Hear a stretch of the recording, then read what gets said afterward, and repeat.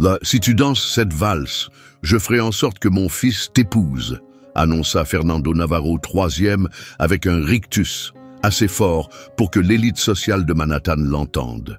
Il leva sa coupe de champagne vers une femme de la classe ouvrière qui venait de trébucher et de laisser tomber un plateau de cristal. Le bruit sec du verre éclaté sur le sol de marbre fit taire les 200 invités présents au somptueux lancement du nouveau gratte-ciel Navarro Holding. Tous les regards se tournèrent vers Maya Moretti, 35 ans, femme de ménage sous contrat, qui travaillait à l'événement depuis seulement 3 semaines. « Papa, c'est absurde », murmura Alessandro Navarro, 28 ans, clairement mortifié par la remarque cruelle de son père millionnaire. Mais Fernando ignora totalement la désapprobation de son fils. Ivre d'arrogance et de whisky, hors de prix à $1000, il s'avança au centre de la salle de bal comme un juge entrant dans un tribunal. Cette personne n'a même pas la coordination nécessaire pour nettoyer. Voyons si elle peut au moins garder le rythme. Maya resta agenouillée au sol, les mains tremblantes, en ramassant les éclats de verre, mais son expression restait impassible. Ce n'était ni la honte ni la peur. Ses yeux exprimaient un calme profond, comme si elle analysait chaque insulte, chaque rire moqueur, chaque regard de jugement posé sur elle. « Monsieur Navarro !» souffla nerveusement le responsable de l'événement, tentant d'apaiser la situation. « Peut-être que ce n'est pas... »« Silence !» aboya Fernando en le repoussant d'un geste théâtral. « Lancez une valse. Si elle danse mieux que ma femme, je marie mon fils avec elle sur le champ. Imaginez l'héritier des Navarro uni à la femme de ménage. » La salle éclata de rire, une vague de cruauté partagée parcourant les invités. Quelques femmes se couvrirent la bouche, feignant le choc tout en savourant le spectacle. Certains hommes secouèrent la tête avec un sourire, comme s'ils assistaient à une farce de mauvais goût. Lentement, Maya se releva, s'essuya les mains sur son tablier et planta son regard droit dans celui de Fernando. Le temps sembla s'arrêter. Elle ne dit rien d'abord, comme si elle pesait une décision capable de bouleverser bien plus que l'ambiance de la soirée. Cela pouvait renverser tout l'équilibre de pouvoir dans cette salle. Puis, sa voix résonna, calme et claire, tranchant le silence comme une lame. « J'accepte. » La salle tomba dans un silence stupéfait. Même l'orchestre s'immobilisa, pris de court par sa réponse inattendue. Fernando cligna des yeux, déstabilisé. « Qu'as-tu dit ?» demanda-t-il, son assurance vacillant. « J'ai dit que j'accepte ton défi », répéta Maya, désormais avec un léger sourire qui glaça plusieurs invités.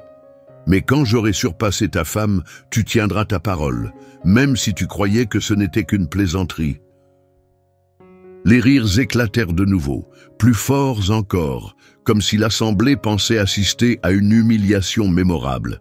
Mais personne ne remarqua l'éclat dans les yeux de Maya. La même étincelle qui avait autrefois captivé les foules sur les plus grandes scènes du monde, bien avant qu'une nuit tragique ne change sa vie à jamais.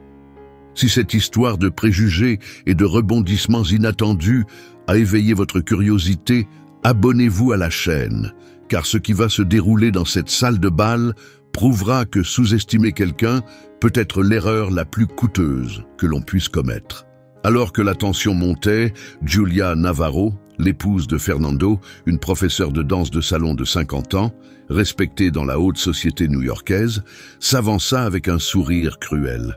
« Chérie, tu ne t'attends quand même pas à ce que je m'abaisse à rivaliser avec ça ?» dit-elle, en désignant Maya d'un geste méprisant. « Allons, Julia !» répondit Fernando, savourant la scène. « Tu as remporté ce concours de valse l'an dernier. Cela devrait largement suffire pour cette petite démonstration. » Maya resta silencieuse, mais son esprit s'égara 15 ans en arrière, au temps où elle s'appelait Maya Laurent, danseuse étoile du ballet national américain. Elle se revoyait sous les ovations, portée par les critiques élogieuses qui la plaçaient parmi les plus grandes ballerines, goûtant à cette liberté incomparable qu'offraient les scènes prestigieuses du monde entier. Mais tout cela s'était brutalement arrêté une nuit fatale. Ce soir-là, elle avait dansé pour de hauts responsables politiques. Sur le chemin du retour, le drame survint. Un terrible accident de voiture.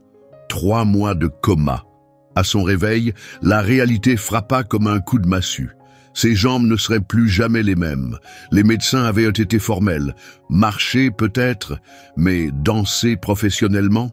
Impossible. « Alessandro, » dit Fernando en se tournant vers son fils, « va chercher ta caméra. Je veux immortaliser ce moment, le jour où une femme de ménage a tenté de se faire passer pour une danseuse à mon événement. » Alessandro hésita, visiblement déchiré. « Papa, c'est trop. Elle ne faisait que son travail, » protesta-t-il. « Cette fille, » se moqua Fernando en le coupant, « a accepté le défi. Elle est donc notre divertissement. À moins que tu ne préfères que je parle à ta petite amie de ce qui s'est passé la semaine dernière. » Le visage d'Alessandro devint livide. Maya comprit vite que Fernando utilisait le chantage pour garder son fils sous contrôle, encore une manière de dominer son entourage. « Mettez la musique !» ordonna Fernando au DJ. « Faites vos paris. 500 $ si vous pensez que ma femme gagnera. 1 000 $ si vous avez l'audace de miser sur l'employé. » De nouveaux éclats de rire retentirent, moqueurs et cruels. Certains invités commencèrent même à miser, transformant la scène en un spectacle malsain. Giulia s'avança avec assurance au centre de la piste, s'étirant comme avant une performance. « Tu sais quoi ?» dit Fernando en se tournant vers Maya avec un sourire cruel. « Quand tu perdras, et tu perdras, je veux que tu t'agenouilles pour présenter tes excuses d'avoir fait perdre notre temps. Et bien sûr, tu seras renvoyé. » C'est alors que quelque chose changea dans les yeux de Maya. Une étincelle s'y alluma. La même flamme qu'il avait autrefois portée sur les scènes internationales. La même force qu'il avait soutenue durant des mois de rééducation douloureuse. La même fierté qu'il avait maintenue debout lorsqu'elle avait tout perdu. « Monsieur Navarro », dit-elle avec un calme troublant, sa voix déstabilisant quelques invités, « quand je gagnerai, et je gagnerai, je veux que vous teniez votre promesse concernant le mariage. Mais je veux aussi quelque chose de plus. » Fernando haussa un sourcil, intrigué par son audace. « Oh, voilà qu'elle pose des conditions maintenant. Très bien, amuse-moi. Que pourrais-tu vouloir de plus que d'épouser mon fils? Je veux que vous admettiez, devant tout le monde ici, que vous avez jugé une femme sur son statut social et sur le travail qu'elle fait pour survivre. Et je veux des excuses publiques. » L'atmosphère changea. Les invités commencèrent à chuchoter entre eux. Le ton avait basculé. Ce n'était plus une simple plaisanterie. Fernando éclata d'un rire sonore, balayant la demande d'un geste. « Tu as du culot, je te le reconnais. »« Très bien, j'accepte. Mais quand tu t'humilieras sur la piste, tu partiras sans travail et sans la moindre dignité. » Ce que Fernando Navarro III ne savait pas, c'est qu'il n'allait pas affronter une simple femme de ménage au passé ordinaire. Il allait se confronter à une femme qui avait déjà tout perdu, qui savait exactement à quel point la vie pouvait être brutale et qui avait reconquis sa valeur pas à pas. Alors que Giulia exécutait quelques échauffements de danse de salon, confiante dans sa technique, Maya resta immobile dans un coin de la piste. Elle ne bougeait pas, mais son esprit était en pleine action, vif et concentré. 15 années de thérapie physique acharnée, réapprendre à se tenir debout, à marcher, à accepter les nouvelles limites de son corps. Ces années avaient forgé une force intérieure que personne dans cette salle, habitué au confort et aux privilèges, ne pouvait comprendre.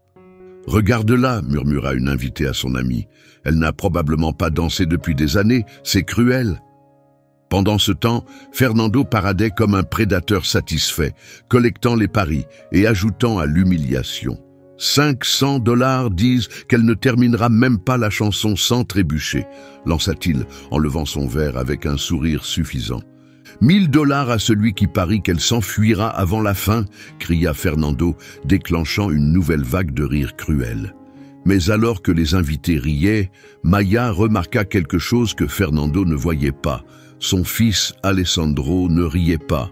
Au contraire, il semblait de plus en plus troublé, se déplaçant nerveusement près du mur, fuyant les regards.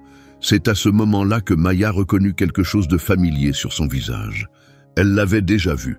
Depuis qu'elle travaillait aux événements de Navarro Holdings 3 semaines plus tôt, Un seul jeune homme avait toujours traité le personnel de nettoyage avec respect, contrairement aux autres cadres.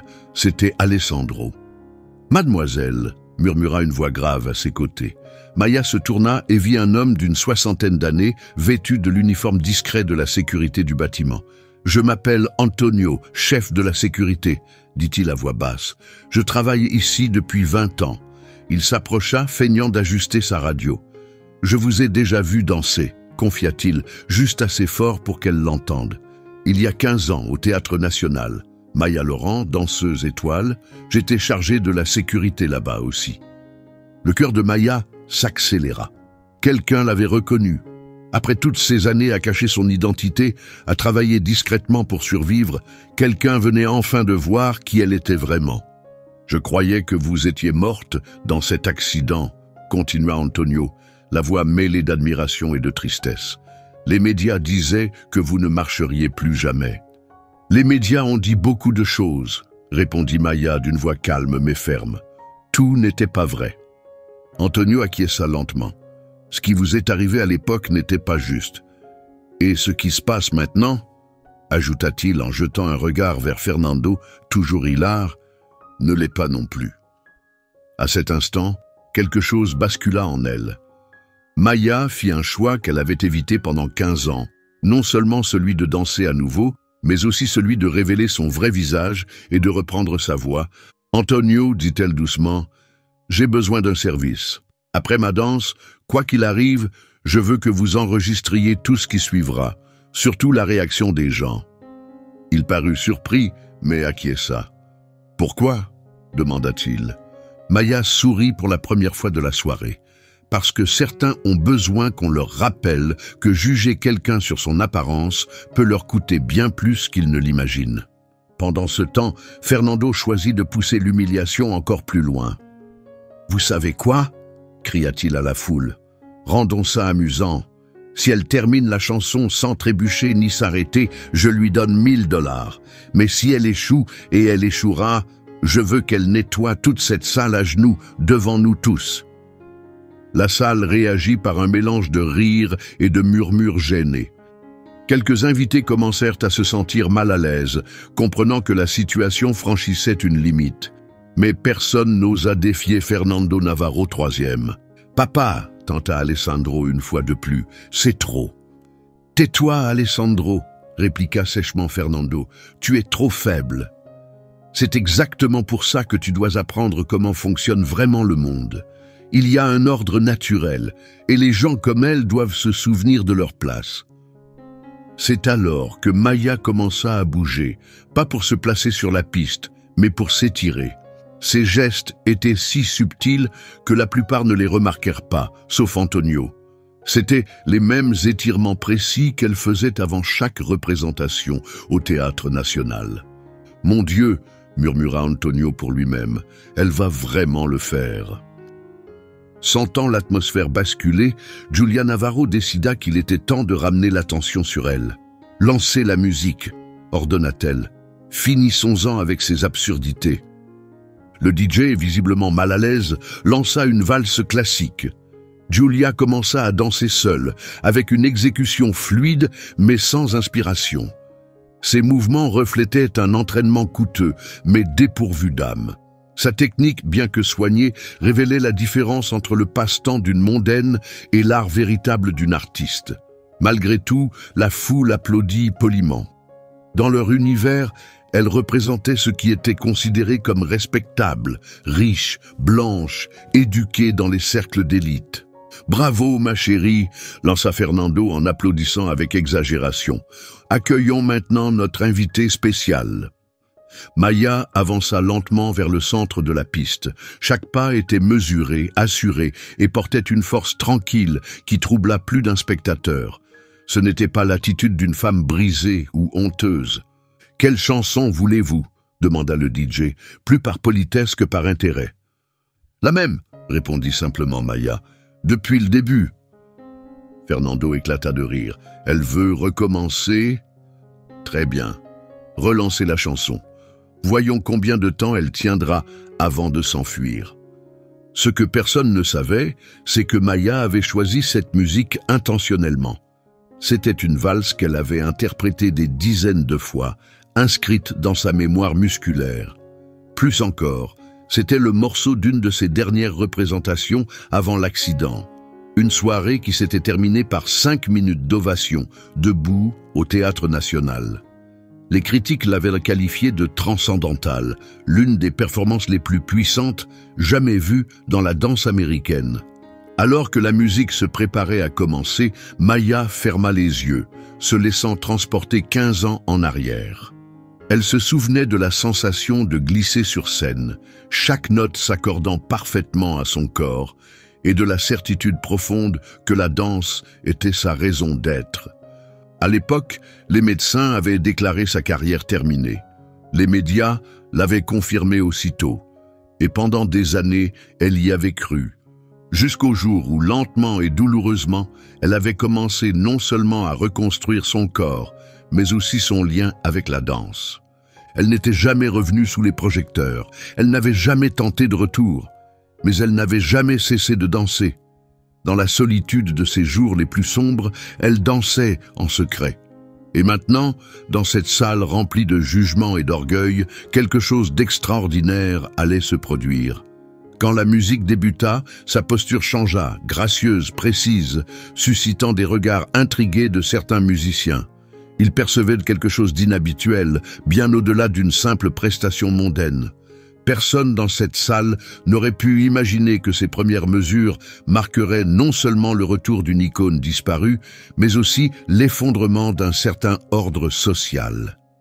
La valse emplit la pièce, et Maya commença à bouger. Ce que la foule attendait, c'était des pas maladroits, hésitants. Mais ce qu'ils virent fut tout autre. Ses mouvements étaient si gracieux qu'ils semblaient transformer l'air lui-même, comme si la gravité n'avait plus la même emprise sur elle. Ses pas, d'abord subtils, modestes, ne laissaient rien deviner de la suite. Mais à mesure que le rythme s'intensifiait, elle s'élevait elle aussi. Ses gestes devinrent plus fluides, ses tours plus affirmés, chaque mouvement rayonnant d'une puissance et d'une émotion qui captivait toute la salle. Fernando cessa de rire. Le sourire suffisant de Julia s'effaça. Peu à peu, le public comprit qu'il n'assistait pas à une femme de ménage jouant à la danseuse, mais à une véritable artiste reprenant sa place dans le monde. « Mon Dieu !» murmura quelqu'un, émerveillé. « Elle est magnifique !» Maya enchaîna une série de pirouettes qui mettraient à l'épreuve les ballerines les plus expérimentées. Puis vint un grand jeté aérien, son corps s'élevant avec une telle élégance qu'il semblait défier les lois de la nature. Ce n'était plus de la danse de salon, c'était du ballet classique, à son plus haut niveau, fusionné sans effort au rythme de la valse. Antonio, fidèle à sa promesse, filmait discrètement, non seulement ses mouvements, mais aussi les expressions stupéfaites autour de lui. Plus encore, il captura le visage de Fernando Navarro, passé de l'arrogance à l'effroi. Ses lèvres bougeaient sans émettre un son, incapable de comprendre ce qui se déroulait. « Ce n'est pas possible », murmura-t-il. « Qui est cette femme ?» Maya enchaîna alors une séquence signature, une chorégraphie qu'elle avait créée elle-même à l'époque de ses plus grandes scènes. Une fusion de techniques si particulière que seuls les connaisseurs pouvaient la reconnaître. Et quelqu'un le fit. « Attendez !» s'exclama une femme dans la foule, mécène bien connue des arts. « Je connais ces mouvements. J'ai déjà vu cette chorégraphie. Mais où ?» Alessandro Navarro restait silencieux, sa caméra braquée sur Maya, enregistrant chacun de ses gestes. Contrairement à son père, il n'avait pas besoin d'explications. Il reconnaissait la grandeur, peu importe sous quelle forme elle se présentait. À mesure que la musique atteignait son apogée, Maya exécuta une série impeccable de fouettés, des tours rapides sur une seule jambe, nécessitant équilibre parfait, force exceptionnelle et années d'entraînement rigoureux. La salle entière fut saisie d'un silence stupéfait, puis la musique s'arrêta. Maya termina dans une pose qui résumait tout ce qu'elle était, puissante et vulnérable, gracieuse et indestructible. Les bras tendus, le menton levé, le souffle maîtrisé malgré l'effort. Elle dominait entièrement la salle. Le silence qui suivit n'était pas de l'indifférence, mais de la stupeur. Personne ne s'attendait à assister à quelque chose d'aussi bouleversant. Une personne commença à applaudir, puis une autre. En quelques secondes, toute la salle éclata en applaudissements. Des cris de « bravo » et « incroyable » résonnaient contre les murs.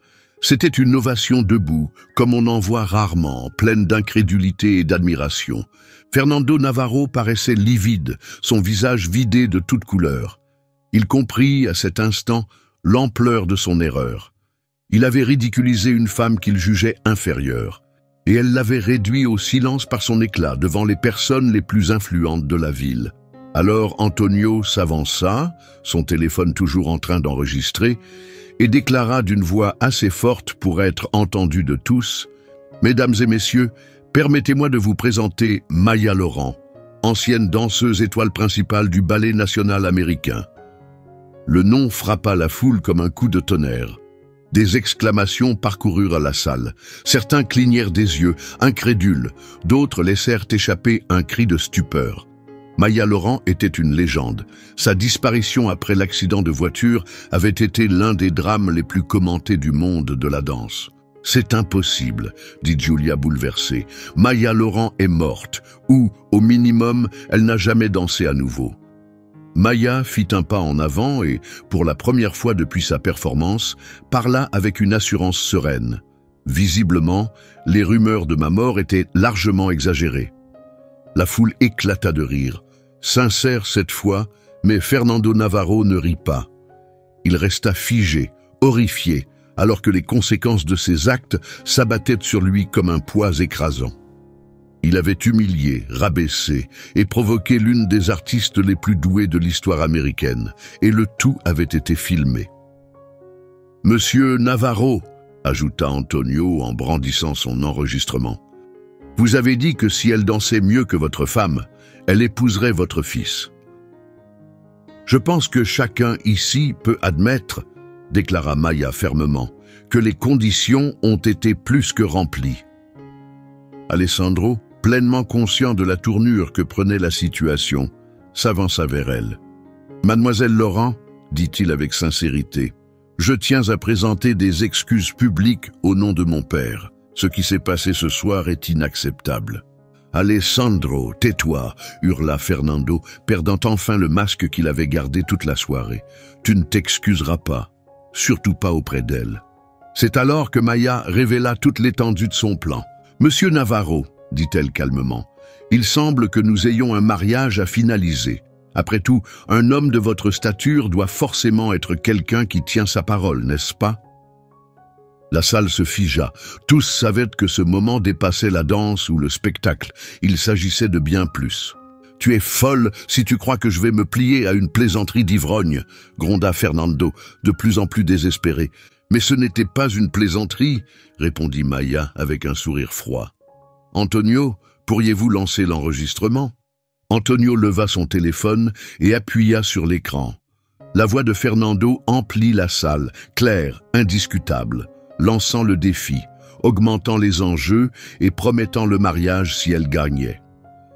Puis vint la partie où Maya répéta explicitement les conditions et Fernando confirma devant tous son engagement. À mesure que l'audio résonnait, la foule s'agita. Certains riaient nerveusement, d'autres échangeaient des regards gênés, comprenant que Fernando s'était piégé lui-même. « C'est du chantage !» explosa Fernando. « Non !» répondit Maya d'un ton égal. « C'est de la responsabilité. Vous avez fait un pari public devant 200 personnes avec des conditions très claires. Alors maintenant, vous devez décider. Votre parole vaut-elle plus que votre orgueil ou moins ?» Alessandro s'approche encore davantage. « Mademoiselle Laurent, dit-il d'une voix ferme, si vous me le permettez, je serai honoré de tenir cette promesse, non pas parce qu'on m'y force, mais parce que tout homme aurait la chance de se tenir aux côtés d'une femme avec votre force et votre grâce. » La salle s'emplit de murmures de surprise. Personne ne s'attendait à un tel revirement, surtout pas Fernando, désormais tremblant de rage. « Alessandro, si tu fais ça, tu es exclu de l'entreprise, exclu de la famille, exclu de tout. » « Alors qu'il en soit ainsi, répondit Alessandro en tendant la main vers Maya. Certaines choses sont plus importantes que l'argent, papa, comme l'intégrité. Maya regarda la main tendue, puis leva lentement les yeux vers le public et enfin vers Fernando, dont la chute publique était désormais totale. « Monsieur Navarro, dit-elle calmement, il y a 15 ans, des gens comme vous ont décidé que je n'avais plus de valeur parce que je n'étais plus parfaite. Aujourd'hui, vous avez tenté de m'humilier à cause de ma classe sociale et du travail que je fais pour survivre. Mais savez-vous ce que j'ai appris? La véritable noblesse ne vient pas de la richesse ni de l'héritage. Elle vient de la manière dont nous traitons les autres quand personne ne nous regarde. » Elle se tourna vers Alessandro. « Votre fils semble avoir compris cette leçon, malgré votre exemple. Quant à la proposition, elle sourit.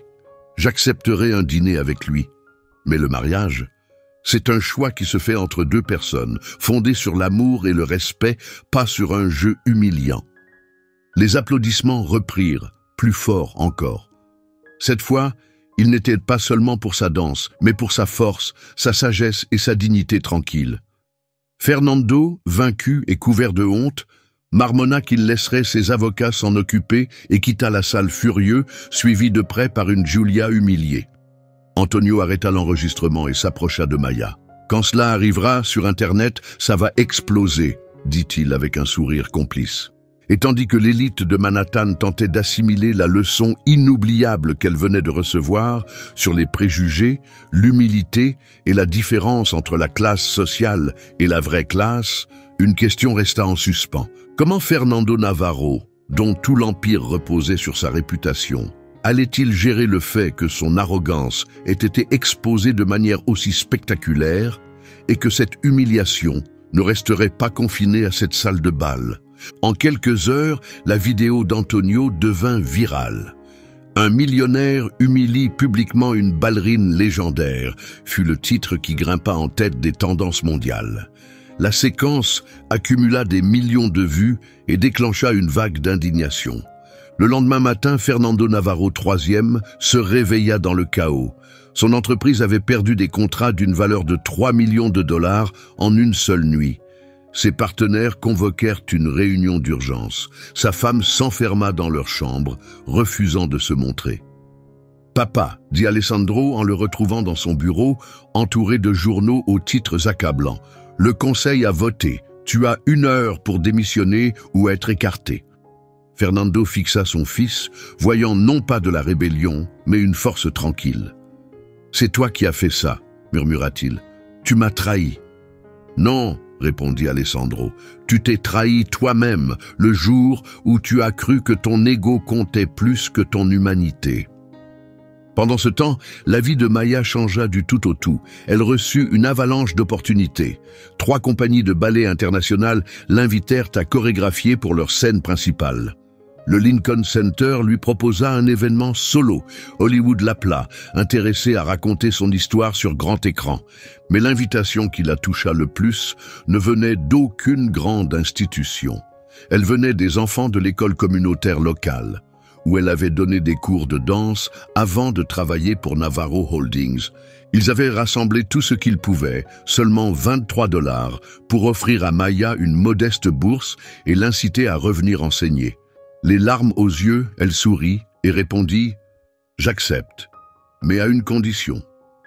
Faisons-en quelque chose de plus grand. » 6 mois plus tard, au cœur de Manhattan, le Centre des Arts Maya Laurent ouvrit ses portes. Financé par des dons venus du monde entier, inspiré par la diffusion virale de son histoire, le centre devint un symbole d'espoir, de résilience et de seconde chance. Alessandro Navarro, désormais à la tête d'une version transformée de l'entreprise familiale, désormais ancrée dans la responsabilité sociale, fut le tout premier grand donateur. Quant à Fernando Navarro, il avait tout perdu, son entreprise, sa réputation, même sa famille. Giulia demanda le divorce et partit s'installer en Europe, coupant tout lien. Fernando fut aperçu pour la dernière fois, travaillant discrètement comme simple consultant junior dans une petite société, une version méconnaissable de l'homme qui croyait autrefois que le pouvoir et l'argent lui donnaient le droit de rabaisser les autres. « Tu sais ce qui m'étonne le plus dans toute cette histoire, dit Antonio lors de l'inauguration du centre, en observant Maya guider une salle remplie d'enfants joyeux et variés dans leurs premiers pas de ballet. Ce n'était pas seulement une victoire contre les préjugés, c'était la preuve de ce qu'est la vraie noblesse face à la cruauté. Maya, désormais à nouveau célébrée comme l'une des plus grandes artistes de sa génération, regarda les enfants avec un sourire rayonnant. « Parfois, dit-elle doucement, il faut tout perdre pour découvrir qui nous sommes vraiment. » Puis elle marqua une pause, le regard ferme.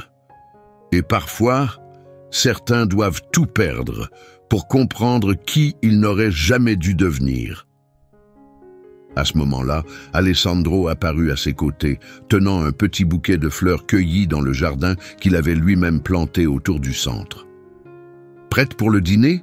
demanda-t-il en lui tendant le bras. « Prête » répondit-elle, acceptant à la fois son geste et la nouvelle vie qu'elle s'était construite, née des cendres de son passé. Le vrai triomphe de Maya n'avait pas été d'abattre Fernando Navarro. Sa victoire avait été de créer quelque chose de bien plus beau et significatif, quelque chose qui rendait son héritage insignifiant en comparaison. Elle avait montré au monde que, lorsque l'on répond aux préjugés par la grâce et à la cruauté par l'excellence, on ne fait pas que survivre, on transforme tout autour de nous. Et vous est-il déjà arrivé que quelqu'un tente de briser vos rêves par ignorance ou par préjugés? Partagez votre histoire dans les commentaires et n'oubliez pas de vous abonner à la chaîne pour d'autres rappels puissants que la meilleure réponse face à ceux qui nous sous-estiment, c'est de devenir inoubliable.